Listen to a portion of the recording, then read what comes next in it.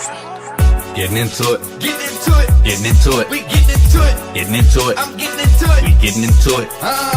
Getting into it. Getting into it. Getting into it. I'm getting into it. I'm getting into it. We getting into it. We getting into it.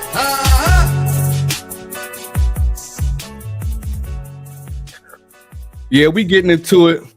Unfortunately, it ain't Thursday, so we ain't taking Thursday back. We gonna hear on a Friday, but it's all good. It's still a part of the Taking Thursday Back series. It's Mixsquadtv. I'm Cash Out Hand, and we back again for another live. Today on the show, we have a bunch of news ranging from a lot of different topics that has happened in history over time this week, and then including the current news, which I know all of us out there are well aware of what's going on, and whether it's the Diddy trial, whether it's Tory Lanez, there's a bunch of things that we can get into today. Before we get into it, go to the Mixsquad.com for all mix related information, for getting mixes, mixing consultations, for merch, for joining the squad, being a part of our community, right? We're going to continuously promote that as we continue to grow. And we just want you to be a part of something special as we continue to build that community. First off, though, in this week in news history, we have a few things that has transpired over the course of history. We had in 1983, Iron Maiden's album Peace of Mind peaked at number 14 on the Billboard 200 and went platinum 3 years later. In 87, U2's With or Without You was the number one song in the United States. In 1998, the Dave Matthews Band, Before These Crowded Streets, was number one on the Billboard 200. In 2000, Prince resumed using his name instead of the symbol to identify himself. And in 2010, Ronnie James Dio passed away due to stomach cancer. So that was this week in news history. However, in current news, it's a little bit more drama that's been going on. And the first one that we'll start off with in general would be Tory Lanez and the 14 stabs that he received this week. And I know all of you out there already know this news, right? It's been almost a full week that this has happened. And so I'm not here to kind of give you the update on what's going on or anything like that. I actually just want to talk about something that has been talked to me about all week. And like, I've been hearing a lot about like, oh, that verifies that he did it. And I just wanted to just give my perspective on if that verifies if he did it. Because like me personally, it might verify that I didn't do it. Like if someone confused me of something that I actually didn't do, you think I'm gonna stop like stalking them? Because apparently he had been continuously reaching out, stalking her, sending messages and all of that stuff that was been going on since he had been locked up. And some people who I was just chit-chatting with was just like, yeah, that verifies that he was on one. And I'm like, nigga, if you done got me locked up for 10 years for something I ain't do, you best believe I'm about to be stalking you now. So I can't say that verifies that he did it or not. All I can say is send me to prison for 10 years for something I ain't do if I didn't do it, and see if I leave you alone. So I ain't gonna really talk about what happened. Everybody know he got stabbed. All I'm gonna say really is that I hope he, I hope he rebound and recover. I hope he, is able to make some music from this. It's just that I can't sit here and say that based off of the news of him getting, harassing her since he's been locked up verifies he did anything. I don't know. I wasn't there. All I can say is that I never like to hear when people almost died, lung collapse, all that. So we wish Tory Lanez the best. Another item on the news today, obviously Diddy got his trial going on, right? It's just been a lot that has been revealed through Cassie's testimony. Nothing that we weren't already aware of, though. And it's not at this point, it's just like either whether it's Shay Shay, whether it's Bill Belichick, whether it's Diddy, like it's like 2025 is becoming the year where we just really getting into the nitty-gritty of what people doing in the bedroom. Now, granted, I ain't saying you should kick a female going to the elevator. A lot of what we know about Diddy is wrong. Like a lot of what we know. Matter of fact, I got a little something special right here that I got from Burlington a long time ago. And like now I can't even wear it. This is my little Diddy robe, right? I ain't gonna put it on. I ain't gonna scar y'all out there because you know it ain't got enough baby oil on it anyway. But the point is, a lot of what we hearing right now is all about freaky stuff.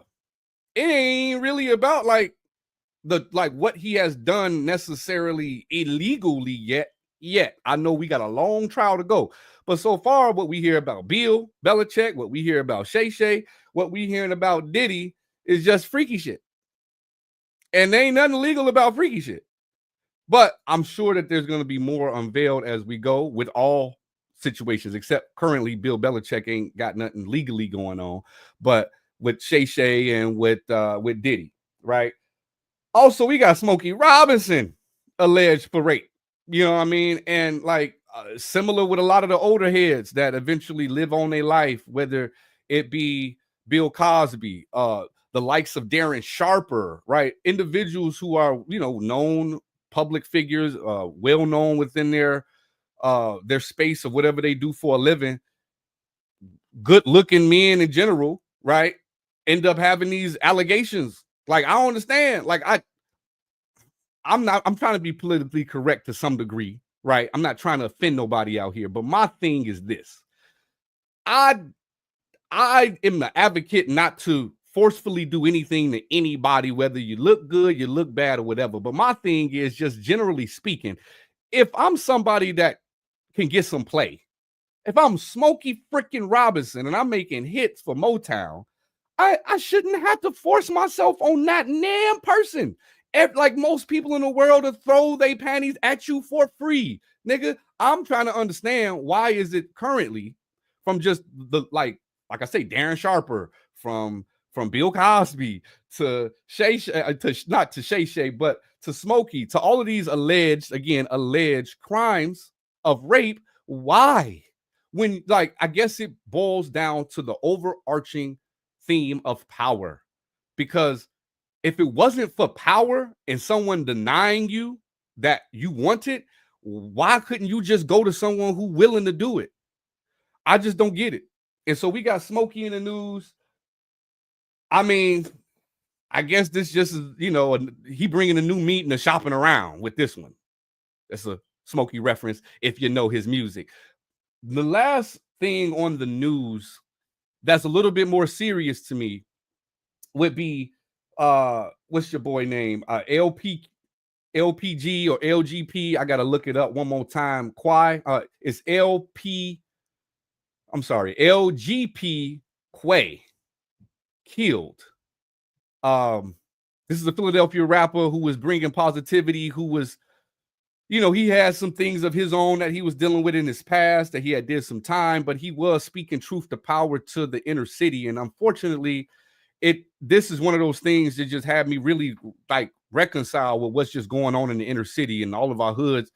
We all have affection for the inner city, the ghetto. We all have a, you know, somewhat we empathize what's going on because a lot of us came from that environment, and a lot of the culture that we embody today comes from those environments. But like, this shows again that it is a toxic environment. It is an environment that don't care about your potential. It's an environment that don't give a damn about what you got going for yourself. As long as they see an opportunity to come up, they will come up and will slaughter you in the process. It brings me back to a saying that the Joker had in The Dark Knight, which is sometimes, matter of fact, it wasn't the Joker, it was Alfred talking to Batman. If you know the reference, you know what I'm talking about. And Batman was just trying to figure out what was the MO with this dude that they were trying to catch, the Joker. They were trying to figure out what was it like that makes him tick. And Alfred let him know there was a story he had told him about a man in the forest and some jewels, and how he stole all the jewels, but eventually left all the jewels behind and just burnt up the forest. And he was just like, what was the point of that? And he was like, the point is, some men just want to see the world burn. Some men have no mission, like there's no actual intent to accomplish anything but to create chaos. And that's what's going on in the inner city. That's what's going on in the hood. That's what's going on in the ghetto, is that some people just really don't care about anything.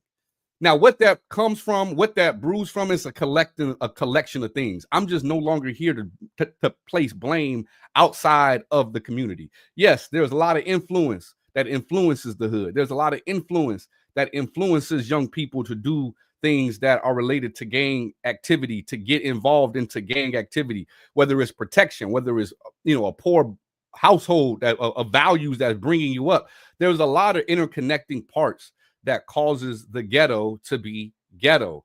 But unfortunately, at this point, in order for things to get better, we just gonna have to let these ghettos just be. We have to quarantine these mugs, because we are not.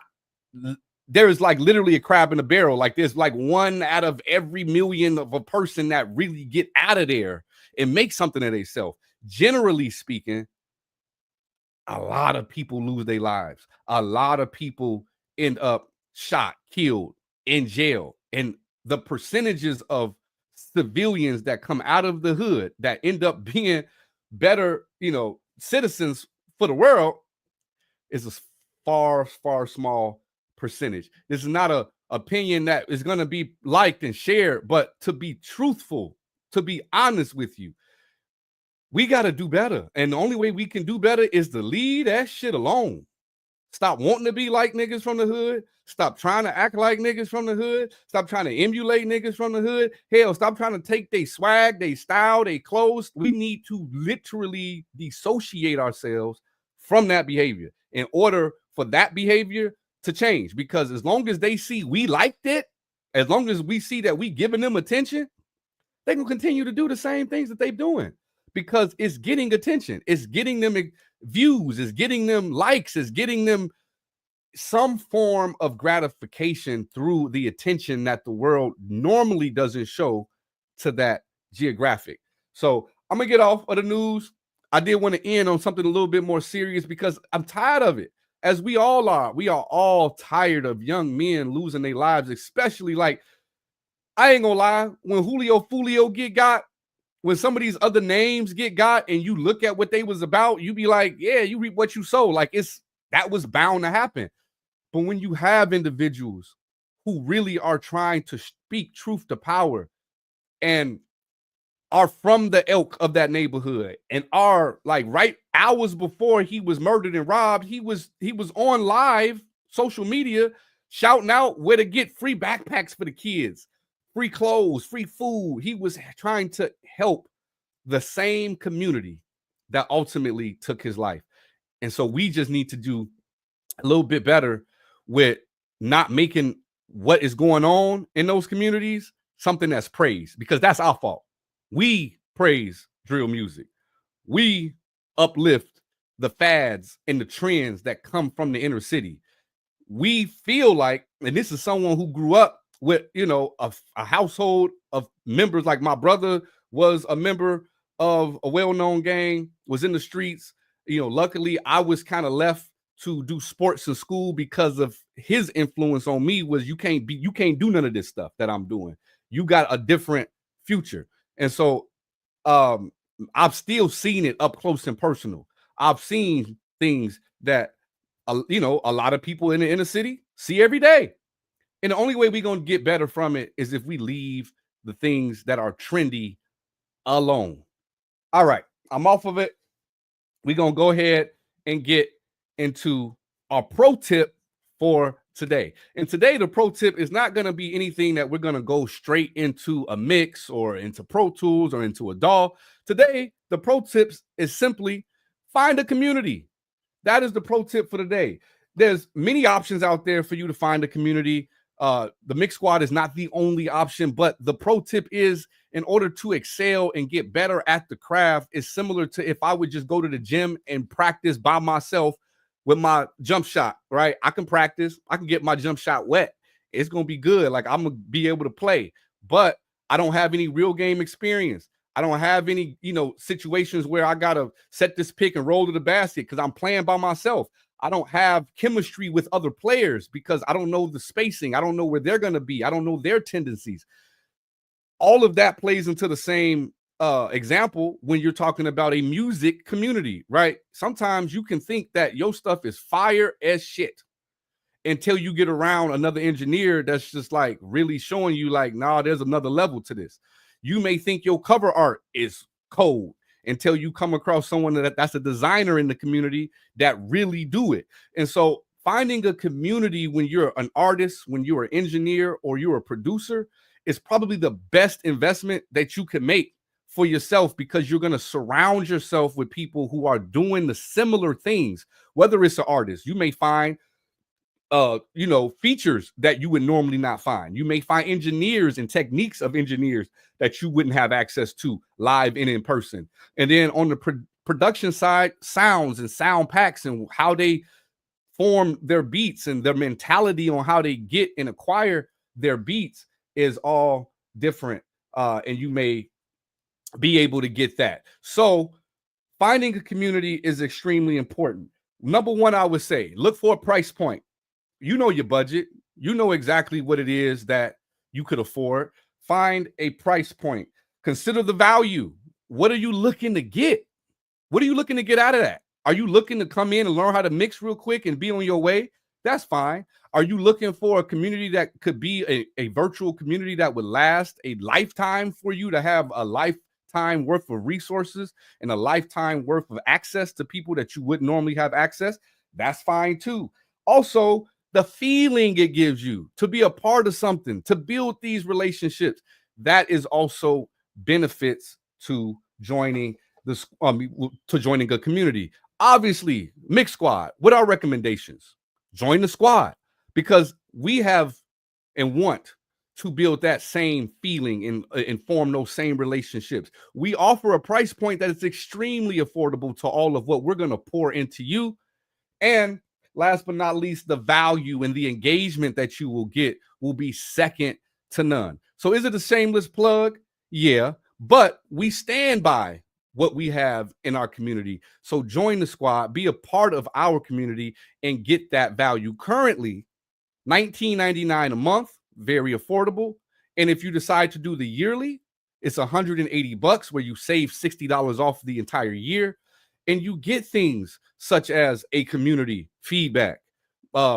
If you're more of an experienced engineer, you can have mix challenges where you can get prizes each month. We have a file share portal where we can have all of the different documents, whether it's checklists or EQ cheat sheets, all of that available for you to download. Also, the playbook, which is our library of videos from our exclusive live streams that we have in-house, they get chopped up into segments that we can put into the playbook is what we call it, but our video channel, so you can have access to the most important parts of the lives. If you aren't able to attend, you don't have to sit here and watch 2 hours worth of a live video to find a few moments where there was information that was dropped. We will go ahead and chop up those key moments, drop it into the video channel for all of our members to see. In addition to that, you'll have opportunities to get on here with us on Mix Squad News, or Taking Thursday Back, or the Sunday Spotlight, or the Hit or Mix review show. There's a lot of opportunities where we will go live, and you will have the opportunity to get your moment in the sun, to be able to be someone that is seen visibly by all of those who follow us. So I don't want to belabor the point, but the pro tip of the day, once again, is find a community. Find a community.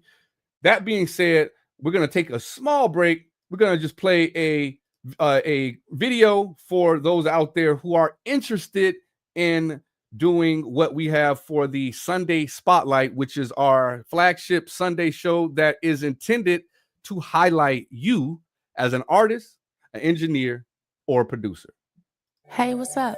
I'm Q the Music from the Mix Squad, and I'm calling out all artists, producers, engineers, and music professionals. Do you want to showcase your music, tell your story, and connect with a growing community of creatives?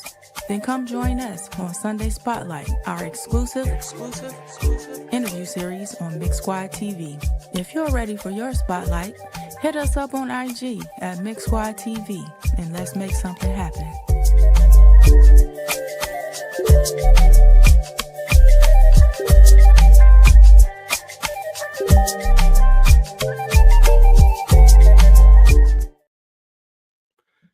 Right. That again, if you're interested, I just dropped a comment for those who are on YouTube. You will see this comment.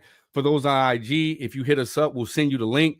But it's a link directly to our website for the Sunday Spotlight. It's a very quick form that'll have you just give us your information, your name, whether you're an artist, engineer, or producer, your email, your phone number, and then your links, right? We want to know where we can find information about you prior to you being on the show. Your YouTube channel link, your Instagram, your TikTok, your website. We just want to be able to do a little bit of research before you get on the spotlight so we can be sure that we are accurately representing who you are before you get on the spotlight. So I know a lot of people out there don't like to fill out forms, but the form is to help us highlight you. All right. So moving on into the next portion of what we have going on today is really just kind of talking about like I call it a cash lesson, which is it's pertaining to mixing. It's pertaining to what we deal with as engineers, but it's something that we highly overlook. We never really get into this as much as we should, or learn about this as much as we should. And that's your ears. Did you know that your ears is the final mix bus? And I'm not saying that as in like you should always use your ears and like we get that. I'm talking about your ears in itself compress audio. Your ears in itself protect you from receiving no sound that is too loud.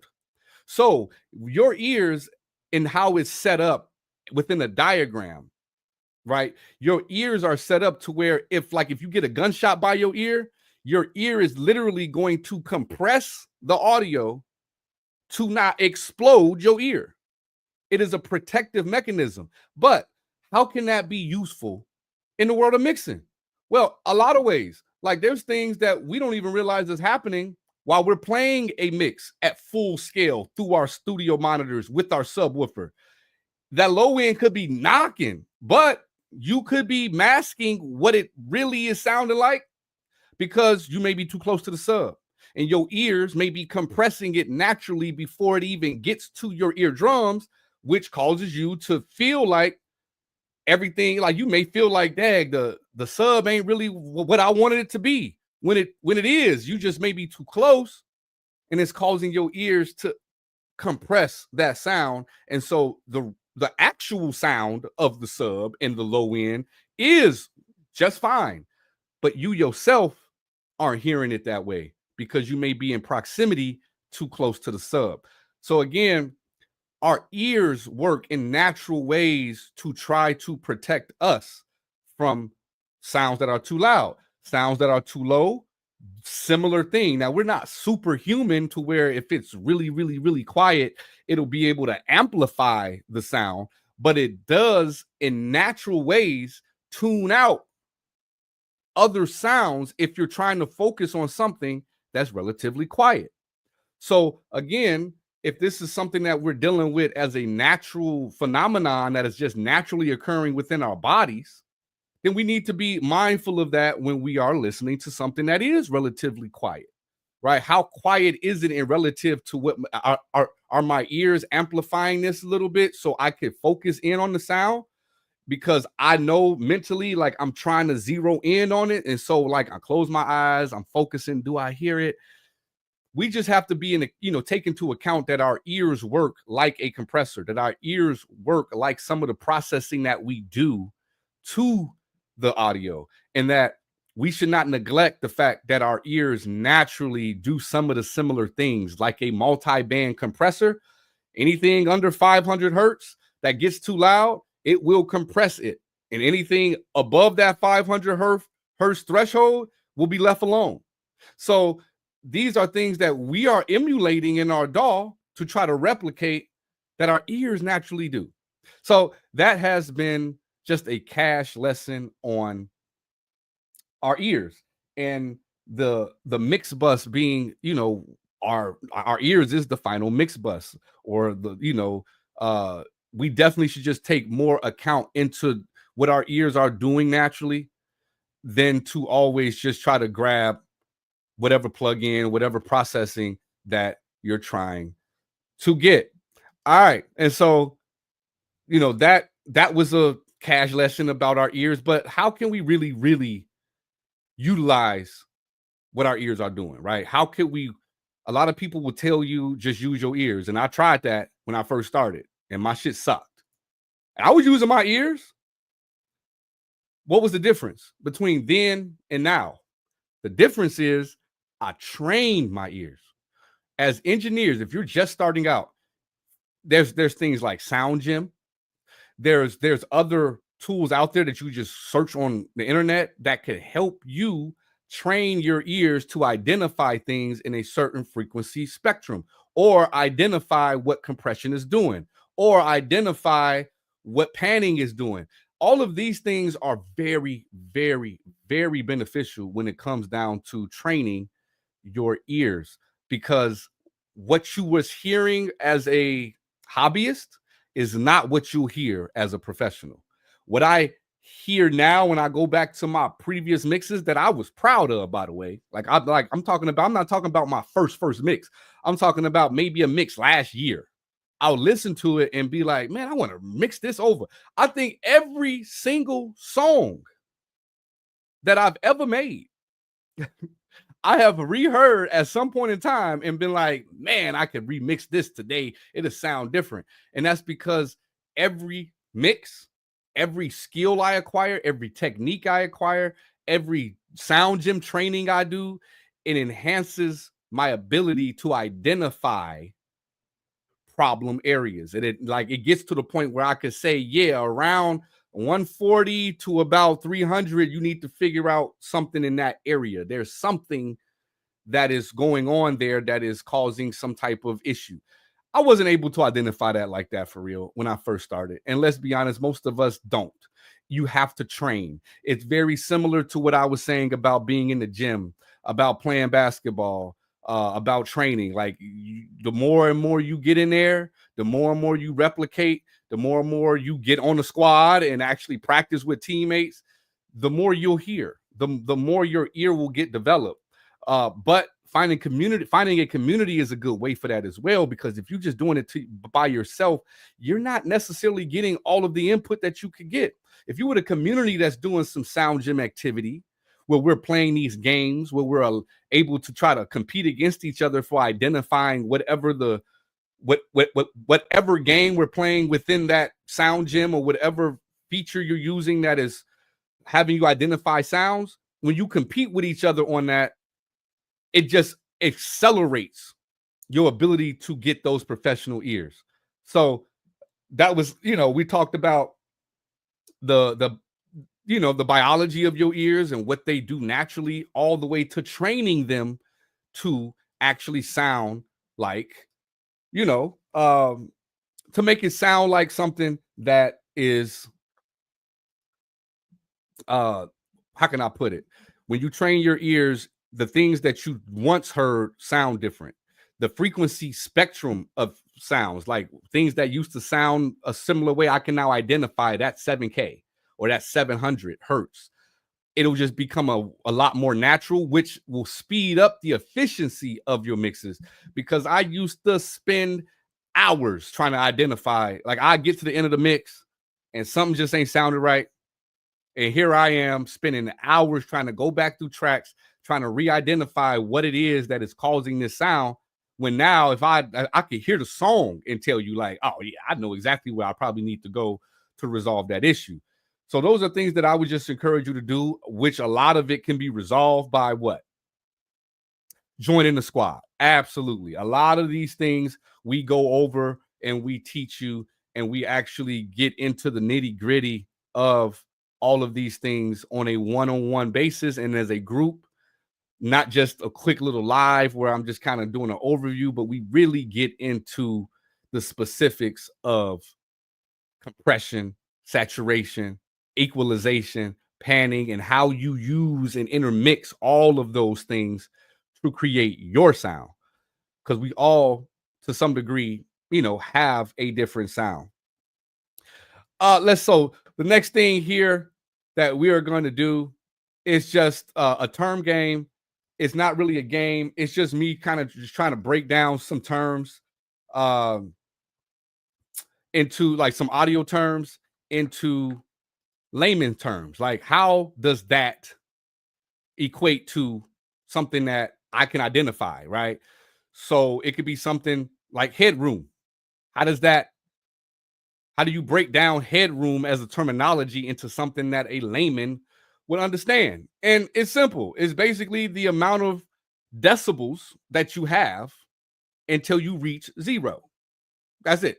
So if when you're dealing with volume in decibels, it has a negative in front of the number, right? And so obviously, as we know math, -6 is a higher value than -8, right? And so -6, if you have headroom and someone say, leave me about 6 dBs of headroom, they're basically letting you know that they don't want this mix when you send it to them, if they're mastering it, to exceed -6. So that's headroom. So that's just an example of terms that we can bring down into layman's terms. But first, before we get into the terms, we're just going to take another quick break and give you a little ad on joining the squad.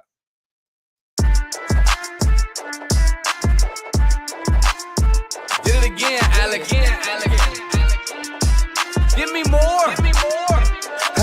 Okay, cash at hand. That's the motto, that's the plan. Got a whole lot of loot. Check my status, that's the brand. Boy, stop playing. Money so long, broke them rubber bands in the jam. I'll be damned if I fuck with Uncle Sam. I'll be spazzing on the beat. I go thermal on them niggas. I'm absorbing all the heat. Oh, salty ass niggas be thinking that it's sweet. Oh, dusty ass niggas in the presence of the lead. Salute.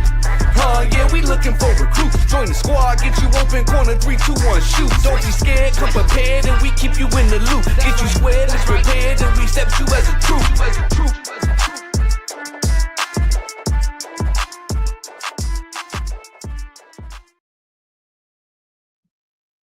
Yep. Join the squad. We're going to have some actual commercials and some more things outside of the intro that you see.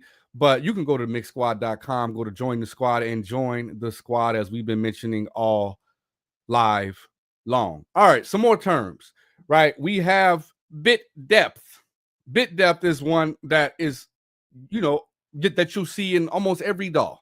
And look at bit depth like resolution of an audio image, just like if you have resolution of a visual image, right? You will have the pixel count or what have you, 1080p.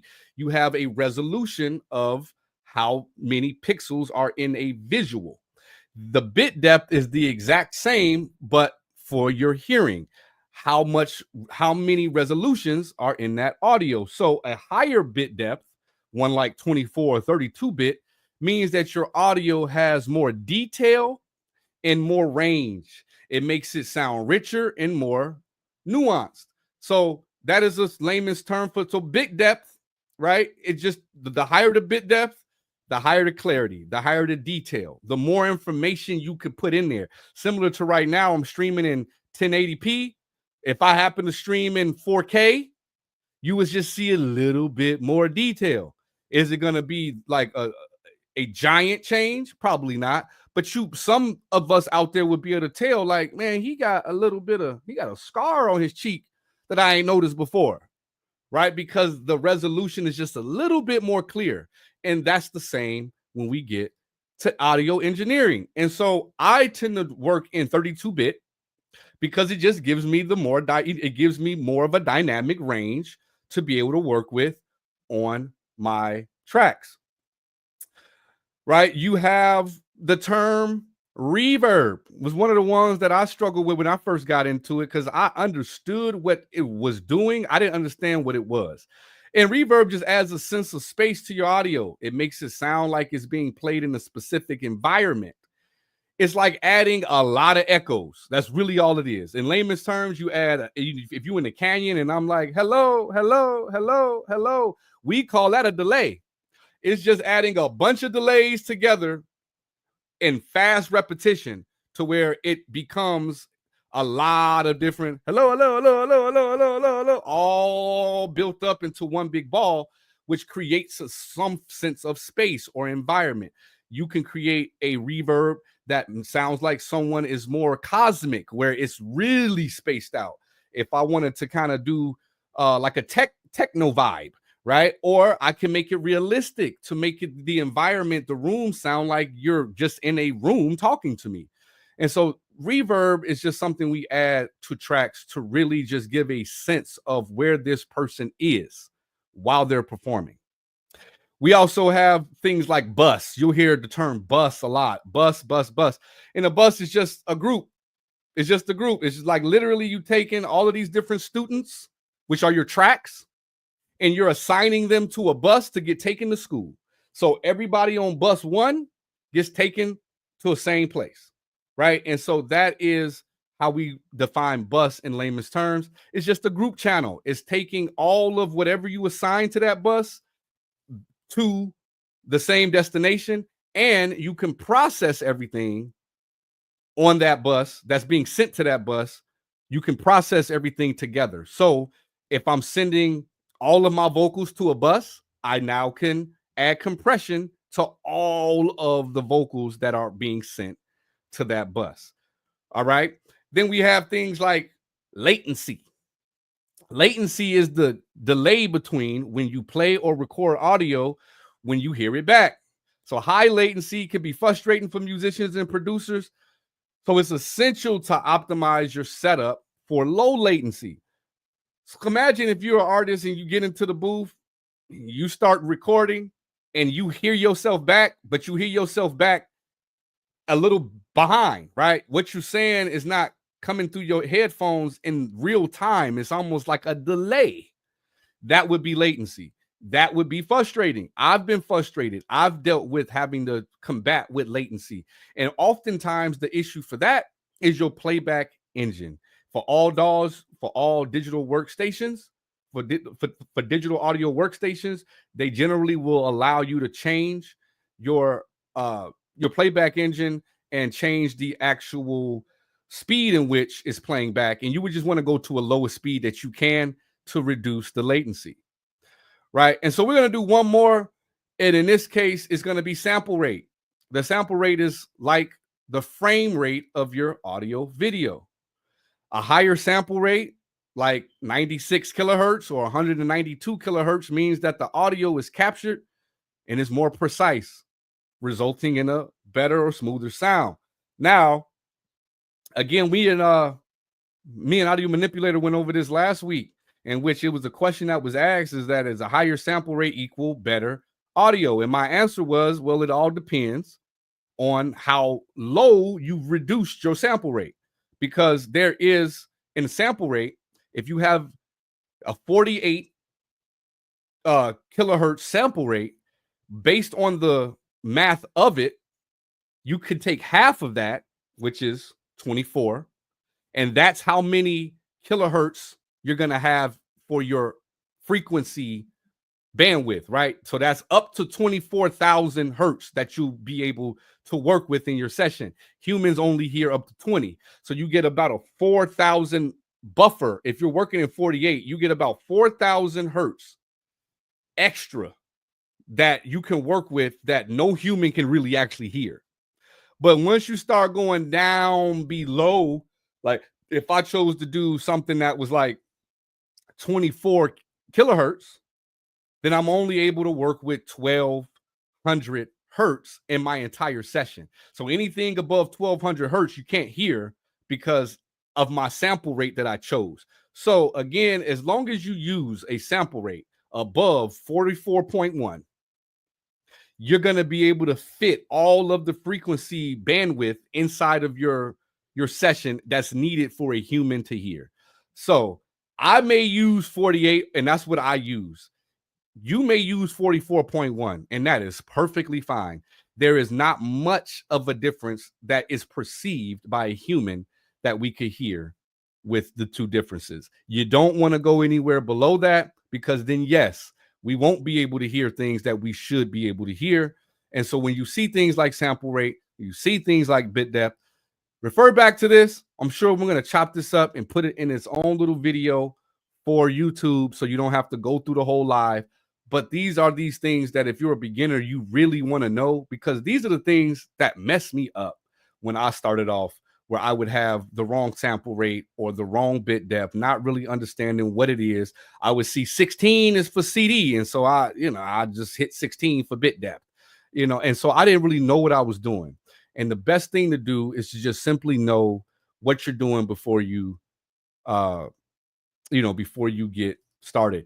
Also, the links that are referring to here within the video, you can go in the link in the description to get most of these links, whether it's to the Sunday Spotlight, whether it's to our mixing consultations, or just the website in general, our IG, our we have Twitch. We like right now we're streaming live on Facebook, on YouTube, on IG, and Twitch. And so you can get in touch with us. You just simply reach out. This Sunday, we have another Sunday Spotlight, hopefully coming up. There is an opportunity to get on this Sunday. Just reach out to the Mix Squad because there has been some scheduling issues for our current guest, and we wish all the best that he can get back in the lineup. Your boy Jay King will not be joining us this Sunday. For those of you guys who've seen the flyer and seen the promotion, that was changed today. So if you're out there, you itching to get on the spotlight, hit us up and go to the Sunday Spotlight, fill out the form, hit us up on IG so we can direct you to fill out the form. But it's literally 2 days from now. So if you're really, really trying to get on, you need to act fast because this probably will be filled. If we do have a spotlight for Sunday, more than likely we will know who that is by tomorrow morning. So get out, get on it, get out there, fill out the form, let us know how quick, how urgent you are about wanting to be spotlighted so we can get your flyer done, so we can get your information started on who you are as an artist, engineer, or producer. Tonight, y'all, we were supposed to go live tomorrow. I actually had a concert for my son's band, which is music related, but he is a 5th grade band student and they had their concert. And so we weren't able to get on here live for you for our standard Takin Thursday back show where you would normally see me and my colleagues, my co-owners of the Mix Squad, Cue the Music and Audio Manipulator. But we did want to at least touch you guys, show our face, let you guys know we're not going, we haven't gone anywhere. Considering that we'd had a mishap with Sunday Spotlight last week, we didn't want it to be a full week of just not getting on here and just being in your face, because we want you to just constantly see us, to constantly know that we're here, we're not going nowhere, and that we are building. And so that is why we're here on Friday. We understand it's Friday night. Everybody doing what they trying to do. Same with me and my family, probably same with you and yours. And so with that, before we head out of here, I'm actually just going to ask Cue the Music if she had any thoughts, any insights, anything that she wanted to share before we headed out and enjoying y'all weekend before we might have this Sunday Spotlight. What's up? Cue the Music. What's good, everybody? No, I don't have anything to add to it. I think you did a really good job. And as always, want everybody to consider joining the squad so that we can help you level up your game in the space of music in general, and not just with mixing, but also teach you the business of music. So it's very important to find a community that meets your needs. Absolutely. Absolutely. Find that community that fits your needs. And we're trying to be that community that customizes a plan for you. And so we obviously feel like we fit your needs because we're not just a cookie cutter. This is our program. This is what we do.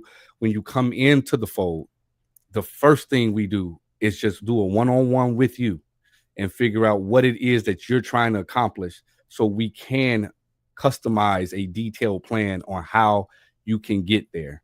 And that is what separates us from most of the communities out there, because most of the communities that are out there truly are just at the point now where you're not really getting any hands-on experience from people. You're not really getting those who are over the community to really touch you and reach you and build you. It's really reliant at this point on the community feeding the community, and that's not what we want. We want to be a part of why that community strives, and we just aren't going to sit back and allow the community in itself to sustain itself. We want to pour into it. And so that's why we're so adamant about the community. You would think that, we're just trying to sell you and all of that. No, it's because we really have a heart for helping, and we really have a heart for having people realize their potential, right? I may be approaching that age of over the hill, right? And I may be at a point where I look at my life and say, you know what? Stardom or reaching the pinnacle of success as an artist or what have you may not be in my cards because of my life and what I've had to go through, and me having a family and like really being involved in my family and not wanting to not wanting to exercise those sacrifices that come with, pushing myself. But that's what we're here for, because just because I may not have or the aspirations to be the hottest artist out there or to be on 100 billboards or to be performing at the Super Bowl, just because I don't mean that I can't help you aspire to reach those same goals. And so rely on us who, like I say, once you come to the squad, you'll realize the value that Q, she's very soft-spoken. She to herself, she really don't like the spotlight like that, but she is a wealth of value when it comes down to the music industry, because that's where she's, her role in the industry has been behind the scenes, which is why she stays in that comfort zone, because she's used to operating behind the scenes and helping people, writing for people, promoting people, getting people to elevate themselves, and that's where she finds herself to be more comfortable. So don't let the quiet fool you. I know a lot of times you want somebody who's boisterous and out there, and that's why I try to be somewhat of the voice or what have you, but don't get it twisted by no means. The Mix Squad as a trio, we are all gifted and we all have our own separate like gifts that we will offer you as an individual to help you elevate to the next level. So again, I often repeat myself with that, because I do feel like it is a misnomer when people aren't necessarily like upfront and the most charismatic people, that you don't have anything to necessarily offer, and that is furthest from the truth. I say test it. Test to see if what we're talking about is like, go ahead and do the month. If you just want to, test it out, you don't want to make a full commitment and spend $180, cool. Test it out for a month and see. I guarantee you that you will get more value than you've ever thought that you get by joining the squad. Absolutely. With that being said, like we always say, Join the squad. We out, y'all.